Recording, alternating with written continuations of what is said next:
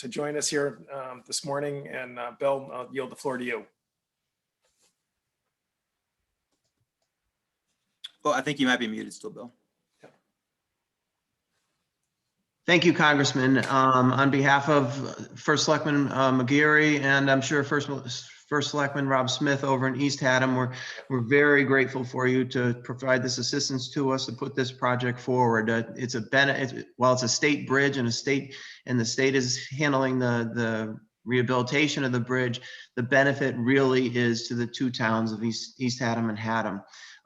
In Haddam, this is the Tylerville section of town, and Tylerville has been plagued with many, many problems, and that's why it really hasn't thrived. And it's an excellent example of how infrastructure spending at the local level can really make a difference. In Tylerville, the groundwater is severely contaminated, so people could not even drink the water out of their own taps. With state and federal partnerships, we were able to bring a water line from Chester. So now people do have clean water, which has made a huge difference in the area. There's tremendously high speeds on Bridge Road going down to the bridge because people are just need to get across that bridge before it might open. So there's very fast traffic there. When the bridge is open, there's just congestion when a boat goes through, but more importantly, when it stays open and is broken in some way, the whole area, the whole transportation network shuts down.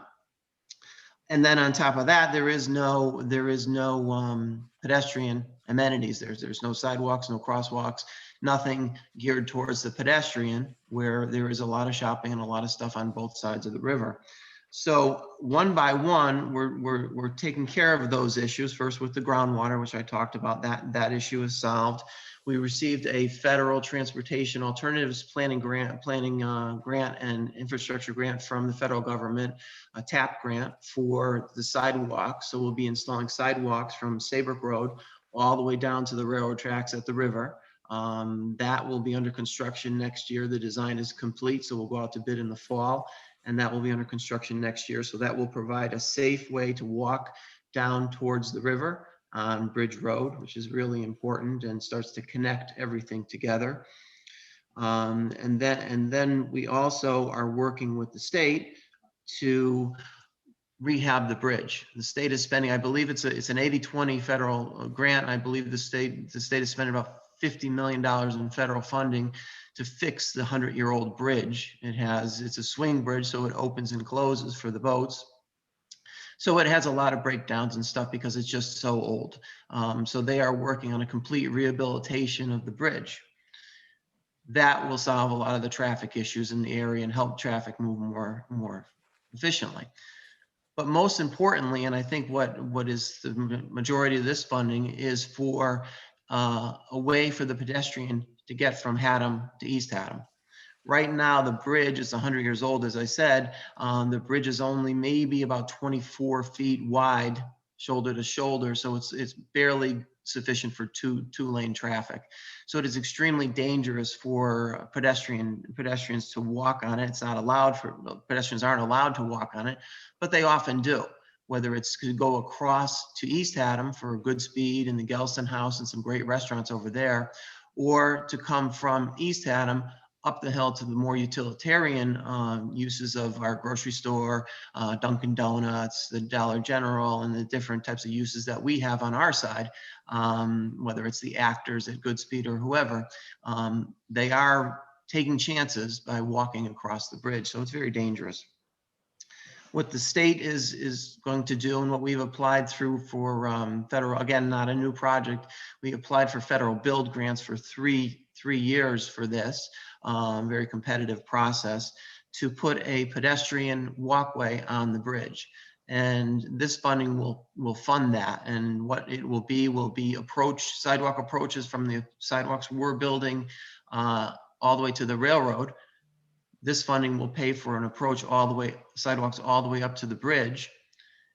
And then there'll be a cantilevered pedestrian walkway on the swing bridge so that pedestrians can walk safely across the bridge between Haddam and East Haddam. And we've heard from our residents, and we've heard from the Goodspeed and the others on the other side, that this is really critical because we have the River House, which does weddings every weekend, and they would love to be able to walk down from the wedding venue into that area. We have people, Essex steam train comes up and everybody gets off on our side, but they can't walk over to the Goodspeed and see what that is or anything else. So it's very important that these things, and like I said, it's one by one with this state and federal partnership that we have. Is just really great to get this project going. And the real indicator of infrastructure spending is, will you get private sector investment? And I'm happy to announce that we have just approved one project, which is 80 multifamily apartments in the Tylerville section, right on the road within walking distance to the sidewalks and down to the water. And there's another 40 units that are being designed, probably in planning and zoning, probably next month. So that's 120 units of housing that will move in, and though that housing will turn into our largest taxpayer. So it really is spurring private sector development too. So it's exactly what you all talk about in Washington about infrastructure spending, and it's just a great example of whether it's the clean water, the sidewalks, the bridge work. It's all dependent on the government to make that investment, but when that investment is made, the private sector certainly recognizes it and comes along. So that, I believe, is all I have. So again, thank you, Congressman, for your commitment to our area. Great. Well, thank you, Bill. I mean, and I think as you can attest, I mean, in this project's case, it is two towns that are working together on it, East Haddam and Haddam. I apologize. I left out the, or added East when I introduced you there. But again, the two towns obviously are completely in lockstep on this, as well as the state of Connecticut.